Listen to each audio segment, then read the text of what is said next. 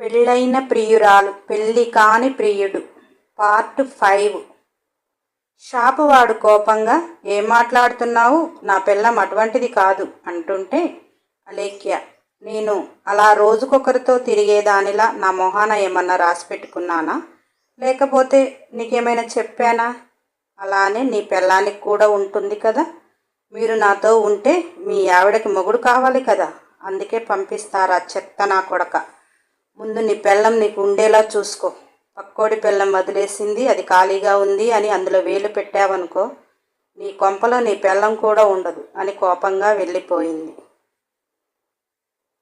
Showroom అతను మొగుడు బాగా చదువుకుని బాగా సంపాదిస్తే తిని ఉండలేక, ఇది బజారెక్కి ఇది నన్నంటదా అని కోపంతో రగిలిపోయాడు.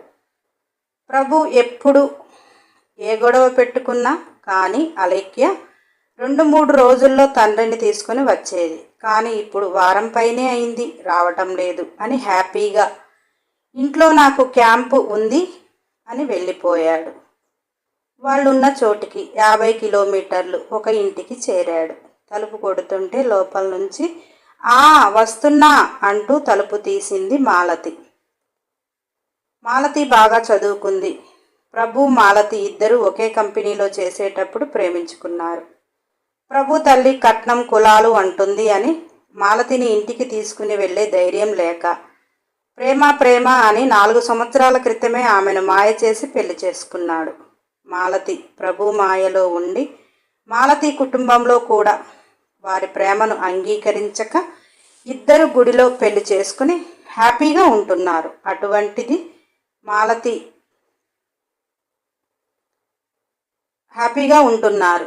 ప్రభు తల్లి చెల్లి గోల భరించలేక అలేఖ్యాన్ని పెళ్లి చేసుకుని ఆమెకు కట్నంగా ఇస్తాను అన్న 4 ఎకరాలను క్యాష్ రూపాన తీసుకొని తల్లికి మంచి బిల్డింగ్ కొనిపెట్టి తల్లి దగ్గర అలేఖ్యని మెయింటైన్ చేస్తూ ఇక్కడ మాలతిని మెయింటైన్ చేస్తున్నాడు. మాలతికి అలేఖ్యాన్ని చేసుకున్నాడు అన్న సంగతి తెలియదు. అలేఖ్యాన్ని చేసుకునేటప్పుడు మాలతి ఉన్న దగ్గర నుంచి తల్లి దగ్గరికి ట్రాన్స్ఫర్ పెట్టించుకొని అమ్మకి ఇల్లు కట్టించమంటుంది. అమ్మ నన్ను కన్నది కదా, నాన్న లేకుండా మమ్మల్ని చూసుకుంది కదా, మనిద్దరిని మా అమ్మ జీవితంలో యాక్సెప్ట్ చేయలేదు.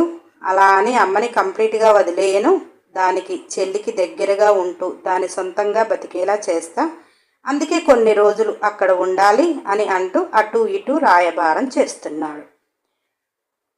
ప్రభు తల్లికి కూడా తెలియదు మాలతిని పెళ్లి చేసుకున్నాడు అని. ప్రభు అలేఖ్యాన్ని చేసుకున్నాక తనంతట తానే అతనికి విడాకులు ఇచ్చి పోవాలి అని చెయ్యరాని ప్రయత్నాలు చేస్తున్నాడు. ఎలాగూ పెళ్ళైన మొదటి సంవత్సరంలో విడాకులంటే బాగుండదు అని అలేఖ్యాని ఎంతో ప్రేమగా చూసుకున్న వాడిలా ఉన్నాడు. అలేఖ్య తండ్రి ఉన్న భూమి అమ్మి బావకు పెట్టాడు అనేది ఒకటి బయటికి తీసి, అలేఖ్య మనస్తత్వం తెలిసి మరదలతో కావాలని ఎఫ్ఐఆర్ పెట్టుకున్నాడు. సహించలేక వెళ్ళిపోతుంది అని. అలా గొడవలు అవుతుంటే అలేఖ్య తల్లిదండ్రులు మేమిచ్చినది మాకిచ్చేయమని గొడవ చేయటం అతనికి నచ్చటం లేదు.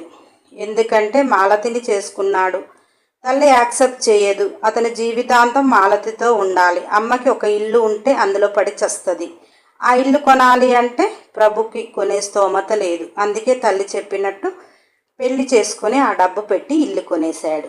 1 సంవత్సరం తర్వాత అలేఖ్యాన్ని వదిలేస్తే, ఈ రోజుల్లో ఆడపిల్లలు ఏం తక్కువగా ఉండట్లేదు, చెయ్యకూడని పనులు నేను చేస్తున్నాను అని కొట్టి వెళ్ళిపోతుంది అనుకున్నాడు. అలేఖ్య మనస్తత్వం అలాంటిది కాదు. తాళికి ఒక విలువ ఉంది. సాంప్రదాయబద్ధంగా అగ్ని సాక్షిగా తాళి కట్టాడు. తల్లిదండ్రులు పెద్దలు ఉండి చేసిన పెళ్ళి.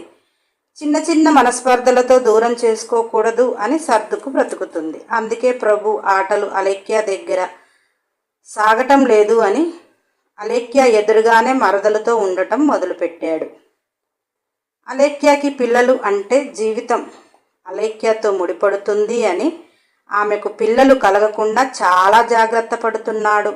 అతని ప్రేమని, అతని తల్లిని ఆలోచించాడు కానీ ఇంకొక ఆడదాని మనసు, ఇంకొక కన్న తల్లి బిడ్డను క్షోభ పెడుతున్నాను అని ఆలోచించలేదు.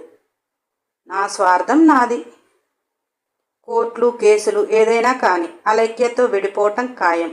అంతా ఒకవేళ మాలతికి తెలిసిన మాలతి కుటుంబం వదిలేసి వచ్చింది కాబట్టి ఆమె ఎటూ పోదు అని ఆలోచన. ఎందుకంటే మాలతిని ప్రేమించి పెళ్లి చేసుకున్నాడు కదా, తనని ఎలాగైనా కన్విన్స్ చేయగలుగుతాడు అని. అందుకే చాలా ప్లాన్గా అటు మాలతిని ఇటు అలేఖ్యాని పిల్లలు లేకుండా హ్యాపీగా ఎంజాయ్ చేస్తున్నాడు. మాలతి కూడా ఫ్యామిలీ సపోర్ట్ లేదు, ఇద్దరు ఉద్యోగాలు చేసుకుంటున్నారు. కాస్త ఆర్థికంగా స్థిరపడ్డాక పిల్లలకి ప్లాన్ చేసుకోవాలి అన్న ఆలోచనలో ఉన్నది కాబట్టి అక్కడ హ్యాపీ. అలా ప్రభు తన ప్లాన్లో తను ఉన్నాడు. మాలతి తలుపు తీసింది. ఎదురుగా ప్రభుని చూసింది. అతనిని చూడగానే ఆమె ఒక్కసారిగా కౌగిలించుకొని ఏడ్చినంత పని చేసింది. మీరు ఇలా ఎక్కువ టైం మీ ఇంట్లోనే గడిపేస్తున్నారు, నాకు ఫ్యామిలీ లేదు అని మీకు తెలుసు, నా జీవితం మొత్తం మీ ఒక్కరే తప్ప ఏమీ లేదని తెలుసు, ఇలా నన్ను నెగ్లెన్సీ చేయటం కరెక్టేనా ప్రభు అని ఏడుస్తుంది. ప్రభు తనని గట్టిగా హగ్ చేసుకుని, నీకు తెలుసు నువ్వు లేకుండా కూడా నేను ఉండలేను అని. నువ్వంటే ఆడపిల్లవు, మీ అమ్మా నాన్న దగ్గర నుంచి వచ్చేస్తే మీ అమ్మా నాన్న ఎప్పుడైనా పెళ్లి చేసి పంపించాలి అని వాళ్ళు వదిలేసుకున్నారు. కానీ నాకు అలా కాదు. అమ్మకి నాన్న లేడు, తను మన ఇద్దరి దగ్గర ఉండదు. అసలు ఇలా నేను అంటేనే సహించదు. అందుకే తనకి ఇష్టంగా తన జీవితాన్ని మలిచి ఇక జీవితాంతం నీతోనే ఉండాలని కదా నేను ఇంత బాధపడుతున్నాను. చెప్పు, మరి మా అమ్మను వదిలేసి దూరంగా ఎటైనా వెళ్ళిపోదామా అన్నాడు. మాలతి, వద్దు ప్రభు, నా ఫ్యామిలీ దూరం అయ్యే నేను ఎంతలా బాధపడుతున్నాను. నేనే నిన్ను అర్థం చేసుకోవటం లేదు, నా దగ్గర ఉండటం లేదు అని బాధపడుతున్నాను. కానీ సీక్రెట్గా నన్ను మెయింటైన్ చేస్తూ అక్కడ మీ అమ్మను సెట్ చేయటానికి నువ్వు ఎంత స్ట్రగుల్ అవుతున్నావో అర్థం చేసుకోలేకపోతున్నా. నీ పిచ్చి ప్రేమలో నేను పిచ్చిదాన్ని అవుతున్నా. అందుకే నువ్వు లేవు అని బాధపడుతున్నా. నువ్వు అటు మీ అమ్మకి ఇటు నాకు ప్రేమను చూపిస్తున్నావు. నీలా తల్లిని చూసుకునేవాడు భార్యను బాగా చూసుకుంటాడు. ఏదో కొన్ని రోజులు బాధ, తర్వాత మనకు పిల్లలయ్యి మన ఫ్యామిలీ చక్కగా ఉంటే మీ అమ్మ ఏదో ఒక రోజు మనని కలుపుకుంటుంది. కుటుంబాలను దూరం చేసుకుంటే ఎలా? నేనంటే ఆడపిల్లని, నాకు తప్పదు.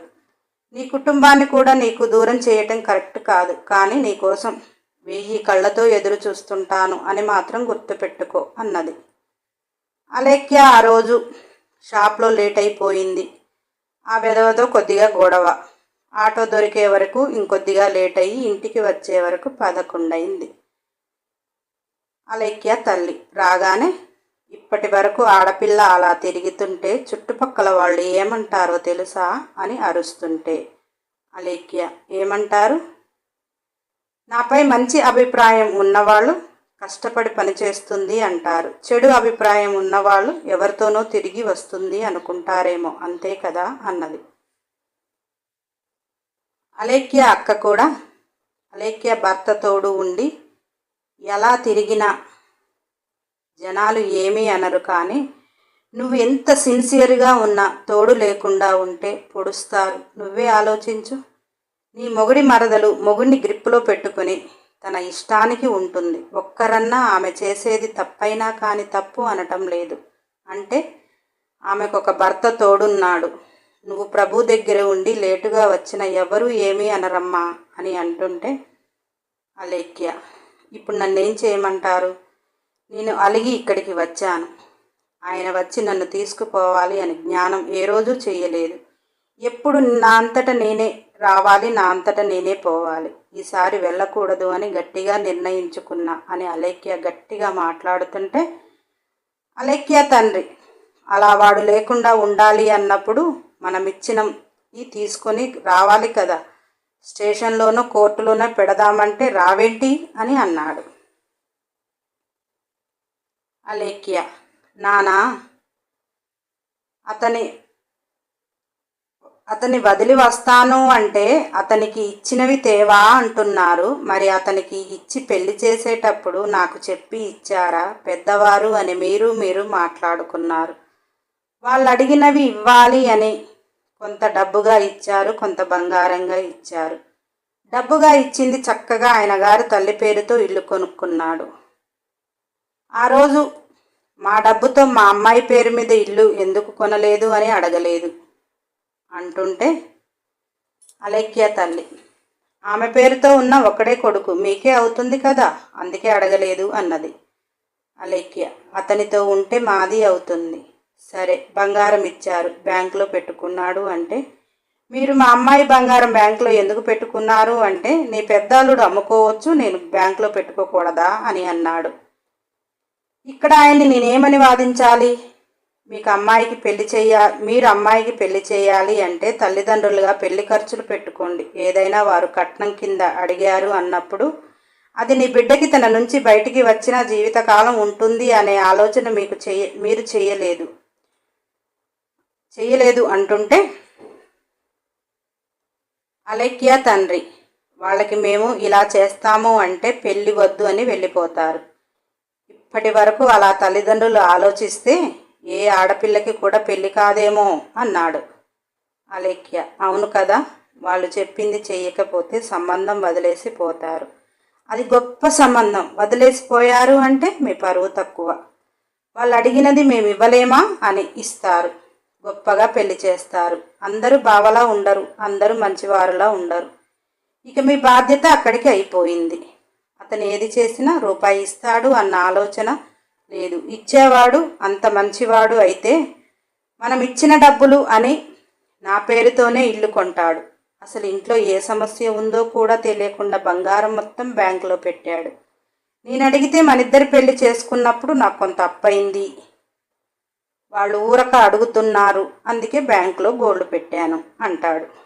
ఇప్పుడు అతనిని నేను స్టేషన్లో పెడితే రోడ్డెక్కింది ఆ పెళ్ళం నాకొద్దు, కోర్టులో పెడితే నా దగ్గర ఏముంది, నా దగ్గర ఉంటే ఇస్తాను అంటాడు. అతనేమి గవర్నమెంట్ జాబ్ కాదు చేసేది, అతని పేరు మీద రూపాయి లేదు. మనం అరచి గోల చేసి ప్రభు నుంచి రూపాయి కూడా తీసుకోలేము. కానీ సొసైటీ ఏమంటుందో తెలుసా? ఇప్పుడు నేను నలుగురికే తెలుస్తాను, కోర్టుకు పోయేలోపు 100 మందికి తెలుస్తా, 1000 మందికి చేరుతుంది. ఇప్పుడు ఇలా లేటుగా వస్తే మీరే అన్నారు, రేపు అందరి కళ్ళు నా మీదే ఉంటాయి. మొగుడిని జైల్లో పెట్టించింది హాయిగా దీని ఇష్టానికి తిరుగుతుంది అని. అతని నుంచి రూపాయి రాదు అని నాకు తెలిసినప్పుడు నేనంత అల్లరి పాలవ్వటం అవసరమా? మీకు కూడా ఇబ్బందిగా ఉంటే దూరంగా ఉంటాను అని కోపంగా తన రూమ్లోకి వెళ్ళింది. మరుసటి రోజు ఉదయం ఫస్ట్ టైం అలేఖ్య వీర్కి ఫోన్ చేసింది. వీర్, చెప్పండి మేడం, చాలా రోజుల తర్వాత మేము గుర్తొచ్చాము అన్నాడు. అలేఖ్య, నాకు ఒక చిన్న హెల్ప్ చేస్తావా అని చాలా లోగొంతుతో అన్నది. వీర్ మనసు పిండేసింది.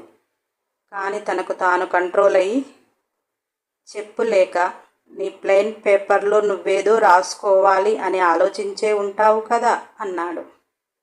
అలేఖ్య నవ్వుతూ, అవును వీర్, నా ప్లెయిన్ పేపర్ జీవితానికి రాసుకోవాలి అనుకుంటున్నా, కానీ అది ఎంతవరకు తెలియదు. నేను హాస్టల్లో ఉండాలి అనుకుంటున్నా, నాకు పెద్దగా తెలియదు, అందుకే మీ హెల్ప్ అడుగుతున్నా. నా షోరూమ్కి దగ్గరలో ఏదైనా హాస్టల్ ఉంటే చూడవా అన్నది. వీర్, నీ శాలరీకి హాస్టల్ ఫీజు సరిపోతుంది, మరి నీకు వేరే ఖర్చులు ఉంటాయి కదా అన్నాడు. అలేఖ్య, నా ఖర్చులకి ఓవర్ టైం చేస్తాను, కనీసం ప్రశాంతంగా అయినా ఉంటుంది కదా అన్నది. వీర్, సరే, ఎప్పటి వరకు కావాలి అన్నాడు. అలేఖ్య, ఇప్పుడే బ్యాగ్తో బయటికి వస్తున్నా, టైం ఉంటే ఇప్పుడు, లేదంటే సాయంత్రం కల్లా చూడు అన్నది. వీర్, సరే, నువ్వెక్కడ ఉన్నావో చెప్పు, వచ్చి పికప్ చేసుకుని నిన్ను హాస్టల్లో జాయిన్ చేస్తా అన్నాడు. అలేఖ్య సంతోషంగా థ్యాంక్స్ అని చెప్పి ఫోన్ పెట్టేసింది.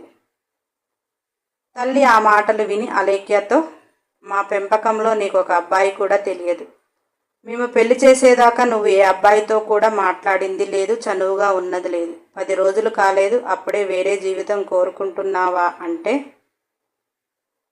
అసలు ముందు ప్రభు నీకు నచ్చలేదు, వాడు మనిషి కాదు అని మాకు కూడా తెలుసు, కానీ నువ్వు మార్చుకుంటావు అనుకున్నాను. నీ ఇష్టంగా నువ్వు చెయ్యాలి అని కొత్త పరిచయాలు వెతుక్కుంటున్నావంటే నీ జీవితాన్ని నువ్వే నాశనం చేసుకుంటున్నావేమో, ఒకసారి ఆలోచించుకో అన్నది. అలేఖ్య.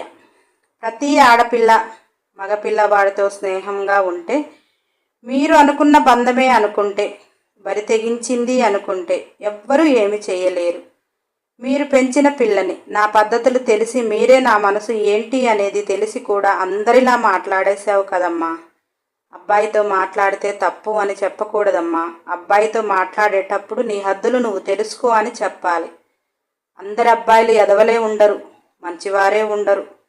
కానీ మన హద్దుల్లో మనం ఉండాలని నేర్పించాలి. కానీ అసలు అబ్బాయిలతో పరిచయమే వద్దు, అబ్బాయిలతో స్నేహమే వద్దు అనే మాట తప్పు అని ఆడపిల్లల తల్లిదండ్రులకు ఎప్పుడు గ్రహిస్తారో ఏమో. ఆడపిల్లకి మంచి చెప్పండి. ఆ అమ్మాయి ఏ హద్దుల్లో ఉండగలిగితే తన జీవితం బాగుంటుంది అని. కానీ ప్రతి పని తప్పే అని ఆడపిల్లని పెంచకూడదమ్మా. అలా పెంచితే పాపం జీవితంలో ఎదుర్కోలేని సమస్యలు వస్తే ఎందులో నన్న దూకి చేస్తుంది అని కోపంగా బట్టలు పెట్టుకుంటుంటే అలేఖ్య తండ్రి ఆ మాటలు విని, ఇలా రోడ్డెక్కిన బిడ్డ కంటే ఎందులో నన్న దూకి చచ్చిన బిడ్డే మాకు గౌరవాన్ని తెస్తుంది. మాకున్న గౌరవాన్ని గంగపాలు చేసే బిడ్డ ఉన్నా ఒకటే, లేకపోయినా ఒకటే అని కోపంగా వెళ్ళిపోయాడు. హాయ్ బంగారాలు, మీ బూస్టింగ్ ఉంటేనే ఎపిసోడ్లు త్వరగా వస్తాయి. అందుకనే నెక్స్ట్ ఎపిసోడ్ కోసం సబ్స్క్రైబ్ చేయండి, కంపల్సరీ లైక్ చేయండి, ఖచ్చితంగా కామెంట్ చేయండి, షేర్ చేయండి. అన్ని ఎపిసోడ్ల కోసం బెల్ ఐకాన్ టచ్ చేయండి.